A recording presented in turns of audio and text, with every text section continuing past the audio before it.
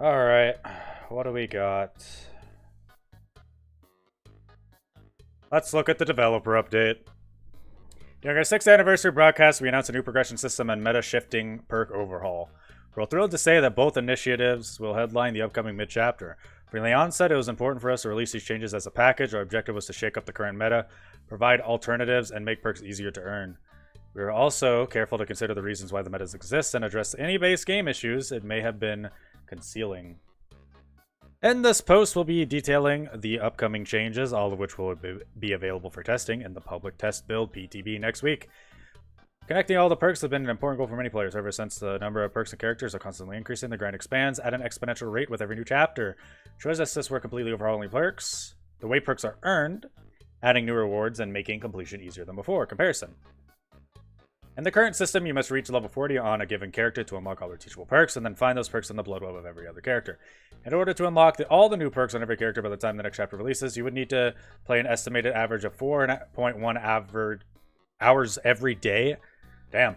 With this new system, that estimate decreases to an average of about 1 hour a day. That's not even factoring in blood point bonuses from blah blah blah. In other words, that's the single largest reduction to grinding we've ever made. Alright. I need to start reading slower or else my throat's gonna shit itself by the time we're done reading this. The teachable rarity is no more. Now, perks are directly tied to prestige. Prestiging a character for the first time will instantly unlock the tier 1 versions of their unique perks for all other killers and survivors, making them immediately available for use, even without opening the blood web. Prestiging a character for the second and third time will unlock tier 2 and 3, so you do need to be tier 3, or prestige 3. Alternative higher tier versions of the perks will appear randomly in blood webs once the first tier has been unlocked. Say you prestige a chapter, this will instantly unlock tier 1 versions of agitation, brutal strength, and unnerving presence on all other killers. Tier 2 and 3 will now appear in the blood webs randomly. If you prestige them again, it will make tier 2 versions of these perks available. This way, you only need to earn perks once to use them on every character. Perks you've unlocked will be instantly available on new characters as well, make them easier to pick up and play without a substantial blood point investment. No more resets. Prestiging has always been a bit of a dilemma. Do you give up everything for bragging rights, or do you keep what you have to minimize the grind? Now that prestiging is the main way to unlock perks, we wanted to make the choice clear. Prestiging will no longer remove everything. With no reason to not prestige, prestiging a character is no longer optional. After reaching level 50, you'll receive a special blood web with only a single node. Purchasing this node will increase your prestige level and reset your character's level to 1. I mean, that's fair enough. With Prestige now the main way to progress, it'll no longer be as impressive to have your characters maxed out at Prestige 3. I mean, I disagree. It only made sense to have a new way to recognize our most committed players, so we've removed the Prestige limit entirely. What would be Prestige levels without rewards? Reaching Prestige levels 4, 5, and 6 will now award the characters bloody Prestige cosmetics. Wait, what? Reaching levels 4, 5, and 6 will now award that character's bloody prestige cosmetics, once again signifying those who have went above and beyond. Now that prestiging for the first 3 times awards perks, it only made sense to move these higher. If you've already unlocked these cosmetics, we won't be taking them away. So you've got to prestige 6 times for the bloody cosmetics. That's a bit stupid. For the completionists, prestige levels 7, 8, and 9 will each grant one of that character's unique perks as a charm. Okay, nobody cares about that. We also want to highlight your dedication to your favorite characters no matter how many times you prestige them. Once the trial is over, your prestige level will now be shown. Nobody cares. Those who spend millions of blood points stockpiling add-ons for your favorite characters will now have a way of showcasing your hard work. That's all? That's all you get? For the prestige? That's it?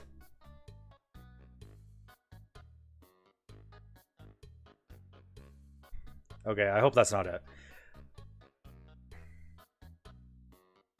Shrine of Secrets. Unlike before, where the Shrine of Secrets would offer teachable perks, blah blah blah. Shrine will now allow you to purchase perks directly. Purchasing a perk through the Shrine will make the tier 1 version of immediately available on all of them. That's cool. You may also purchase a perk to increase its tier. Maybe that's not bad. Transitioning to the new system.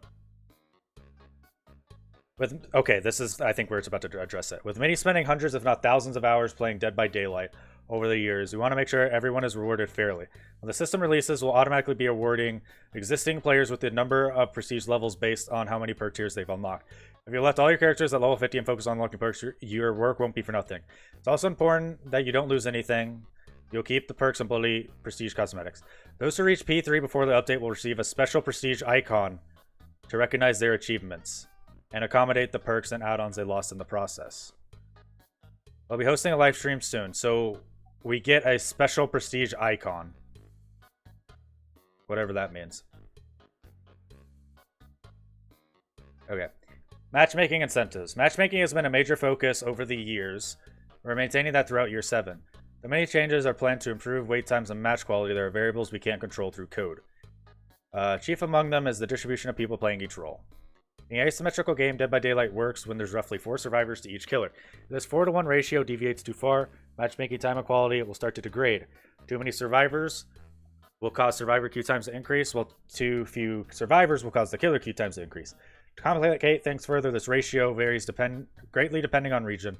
So how do we do this? Whenever the number of killers to survivor differs too much, we'll offer a blood point bonus to anyone who opts to play. This bonuses range from 25 to 100% depending on demand levels. That's good. These bonuses will be shown. Matchmaking incentives are unique to you and dependent on your matchmaking ratings. You may see a bonus for playing killer, while your friend sees one for playing survivor. Playing in a group can also net you a bonus if survivors are needed at the time. However, this will only apply to the group's average matchmaking. Heads up, matchmaking incentives will be disabled if crossplay is turned off. Okay. Hey, Bendo, what's up, man? Gameplay updates. Some of the most consistent feedback we receive centers around the perk meta. A handful of perks have a dominant usage range, or rate, especially in higher skill matches. Naturally, the gameplay can feel stale when you see the same perks again. In the past, we've adjusted individual perks through various updates, but the odd meta change is not enough to shake things up. In this update, we are working and rebalancing 39 perks, meta included. We aim to reduce the reliance on meta perks while also providing many new options. Before we could take meaningful changes to the meta, we need to work at why these perks are so heavily used in the first place. While some perks are popular because of their strength, others are popular because they reduce the likelihood of an unfair situation. Therefore, we prepared a few baseline changes to address some of these core gameplay issues. When looking at perks most used by killers, there's a very clear trend. Perk that helps prevent generators from being powered. Slow down perks for sure. Corrupt, Pop, Scourge, Pain Resonance, Ruin. Many players feel like generators are powered too quickly without these perks, so we knew we needed to look at gens. First, we have increased the time it takes to power a gen to 90 seconds, up from 80. The time it takes to complete a generator hasn't been changed in a long time, but it's clear that they're quickly powered quicker than we'd like. By slowing them down, we hope to give killers a bigger window to interrupt survivors. Kicking a gen will now instantly remove 2.5 of the max progress. Okay, that's good. It means kicking a gen isn't useless. This change makes kicking generators more useful, meaningful. Even if survivors stop regressing shortly after, additionally survivors must now decide whether they should tap a generator to prevent regression, as this allows the killer to kick it again. That's a great change. Alright. Oh god, down here, camping and tunneling. The average kill rates, how many survivors are killed in each trial on average, are a little lower than we'd like. A sentiment echoed by many community members. To ensure killers feel like an unstoppable force and to be feared, making slight improvements. We've reduced the time it takes to break walls and pallets by 10%. Generators are also kicked 10% faster. That's crazy. We've reduced the cooldown of successful basic attacks by 10%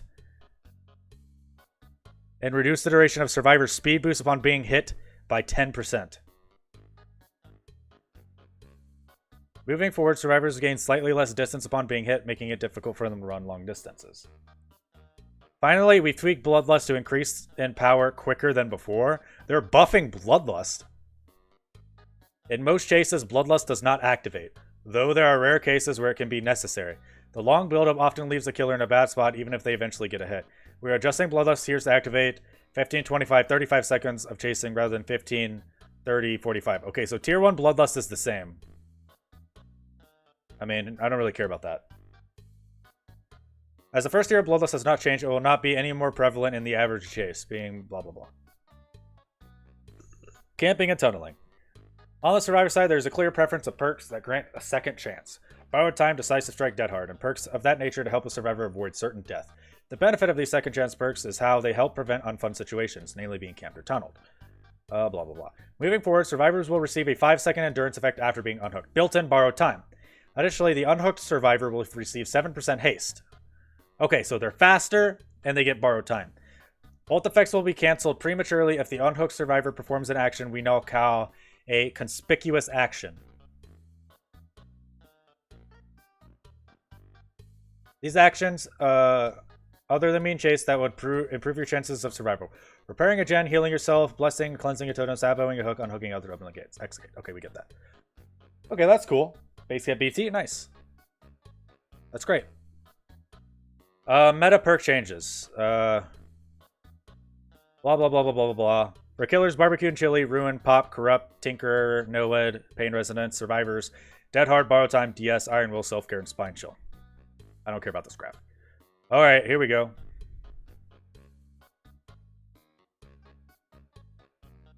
I don't know if this says the changes. Current. We know what this does. This perk is incredibly popular, not because it's particularly powerful, but because of the blood points. Choosing to go into a match without it massively slows your progression. We do not want blood points to be the driving factor behind the choices, so we'll be removing the blood point bonus. While we understand this change may be shocking, please keep in mind that this update reduces the grind by about 75%, with matchmaking incentives proving an additional avenue for bullet points. Okay. Is not having to stop to kick generator as well. These aspects make Ruin a unique slowdown perk, so we are not looking to change them. To bring Hex Ruin in line with other perks, we're reducing the regression in half. This power will reduce it without destroying its primary appeal. After a survivor is killed, Hex Ruin will automatically deactivate.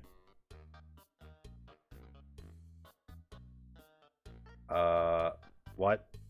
Okay, I don't agree. I don't agree with this. I mean, it's literally cut in half. I think that's good enough, right? I don't necessarily think it needs to deactivate after a single kill. Whatever, I don't really care. Pop Goes the Weasel gives killers a controlled way to remove significant process. Giving blah blah blah. Decided, okay, so this perk will now remove 20% of its current progress, not total. Okay, so now it's progress based. This is kind of the change that I wanted to give to Pop, personally. Okay, Corrupt Intervention. This perk makes the beginning of the match more manageable, forcing survivors to extend. We aren't looking to change this aspect. This perk will deactivate once a survivor enters the dying state. Okay, that's fine. Tinker is popular. Tinker now activate only once. With the base change increases to 90. Base charges increase to 90. Killers will have extra time to approach. Okay. So it's still 70%. It just can only do once per gen. That's fine. Corrupt is so ass? I think it's fine. You have to down a survivor completely and then it deactivates Corrupt Intervention. I think that's fine. Alright, no-ed. We like the way no-ed encourages survivors to preemptively cleanse totems, so we're not looking to change it. Survivors will now see the Hex Totem's aura within 4 meters upon activation. This range increases to 24 meters over the course of 30 seconds.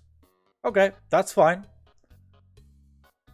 So basically, survivors eventually will be able to find it. That's cool. Okay, allow noise, blah, blah, blah. Allow noise notification. With that in mind, we are removing the notification. Instead of exploding, the affected generator will now spark upon losing progress. Survivors don't scream anymore. Okay, that's good. So this perk still keeps its regression without kicking people off of gens. Oh god, here we go. Chat, here we go. Here we go. Dead hard.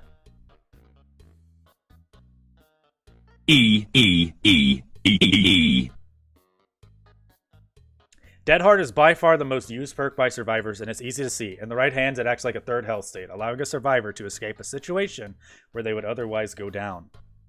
There are two main ways to Dead Hard: to dodge a hit, or to get for distance. In the latter case, there's not much a killer can do. Therefore, Dead Hard will now provide the endurance effect for 1 second when activated. If you time it right, you'll prevent the hit and gain a speed boost. This will remove Dead Hard for distance and make it solely used to dodge hits. So this is Medal of Man on demand. I think this removes the frustrating part of the perk.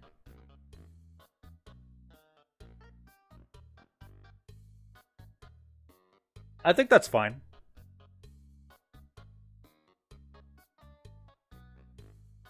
I think that's fine. No more Dead Hard for distance, but now You just got to be careful when swinging into windows because they can still activate it. I don't know. It's still strong. Anyways, DS.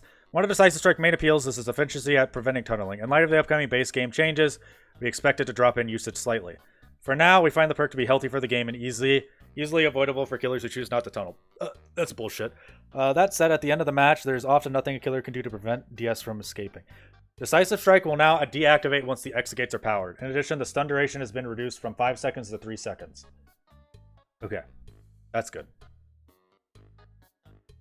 DS will also now be cancelled by conspicuous actions. So now opening an exit gate or putting your hand on an exit gate actually deactivates DS. It used to not. That's fine. Much like blah, blah, blah. Borrow time will now extend the duration of endurance by a lot and extend the bonus of the speed. These effects will be cancelled if they do a conspicuous action. That's fine. This perk allows skilled players to mind game more. We are lowering the grunts of pain reduction. Iron Will is no longer active when exhausted. Rip Iron Will. Iron Will is dead. Iron Will is dead. Nobody's running this shit anymore. Iron Will's dead. The end. I think they should keep this, but I think it actually reducing 100% of pain is fine. I think this last part is actually fine. Yeah, Iron Will's dead. Okay. Though self-care has devised a reputation among the community, we were surprised to find that it's used in the highest skill matches. Having a consistent, reliable way to heal, blah, blah, blah. To reduce its strength, its heal speed is now lowered by 15%, and the item efficiency bonus has been removed entirely. Okay, so just a straight-up nerf to self-care. Oh, thank God. Spine Chill, get out of here. It's not going to work against undetectable killers, right? This perk excels at alerting survivors when a killer is approaching, and in high-skill lobbies, the vault speed becomes the primary draw. Spine Chill will now only activate if the killer has a clear line of sight. Okay. Now we'll be adding a short 0.5 seconds lingering effect. This will prevent the perk icon from flickering. And then remove the vault speed bonus. Okay, so it still works if you're looking at them. I still don't think it... Whatever. I don't care. Whatever. Non-meta perks. Overcharge.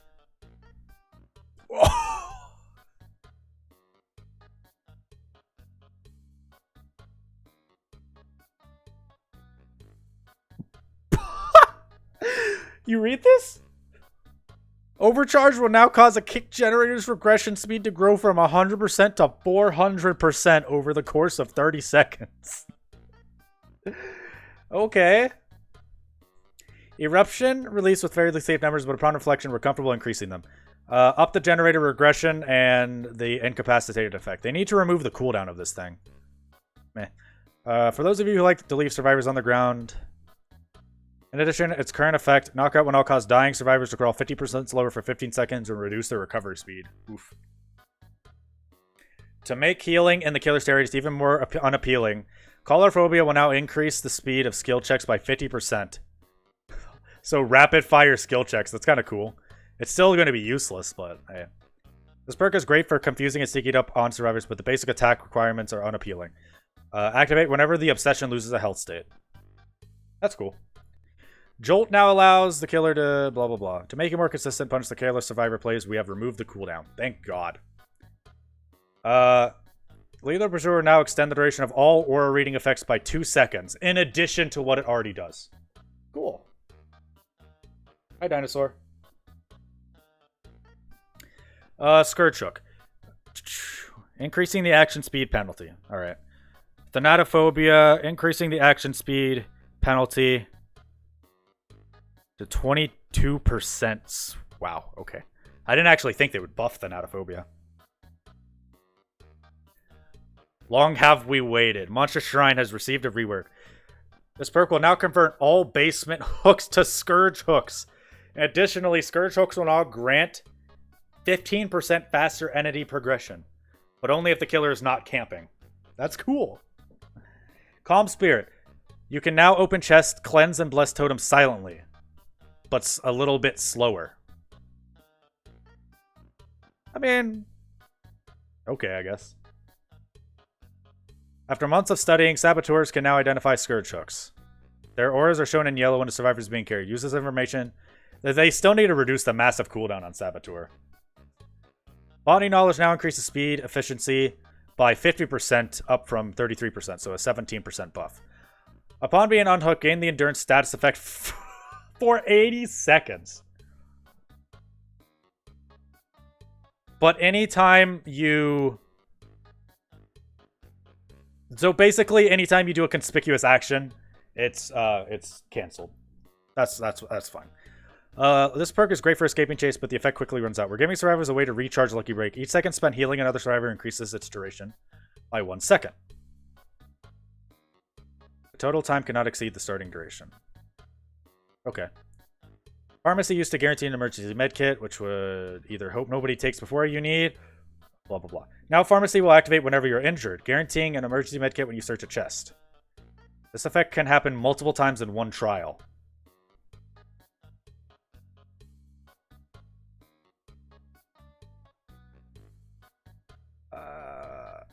I mean, that's a weird change, but okay.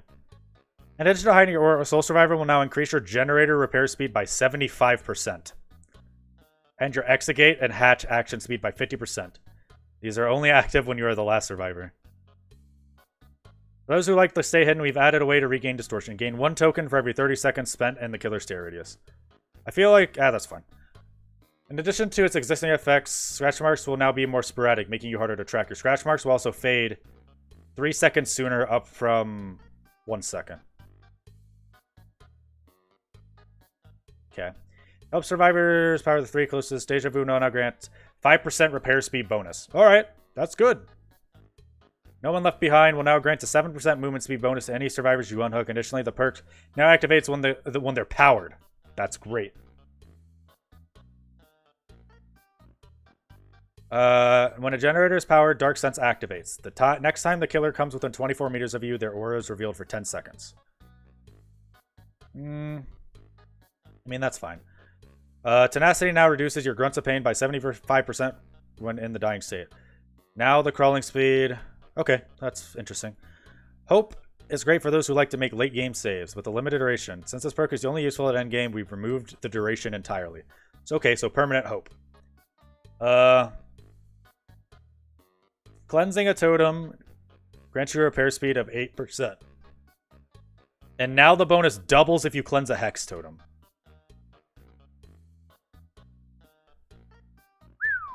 Alright. Wiglive. We've removed the bonus blood points from Wiglive. The change will be released at the same time progression overhaul. Expect to cut the grind by 75%. So this is only good for picking people up now.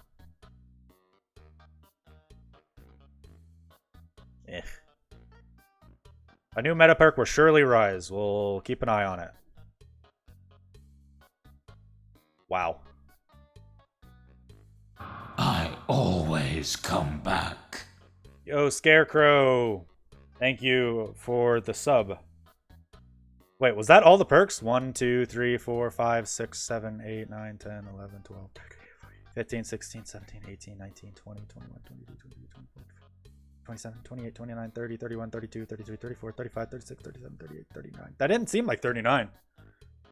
All of these changes will be on the PTB.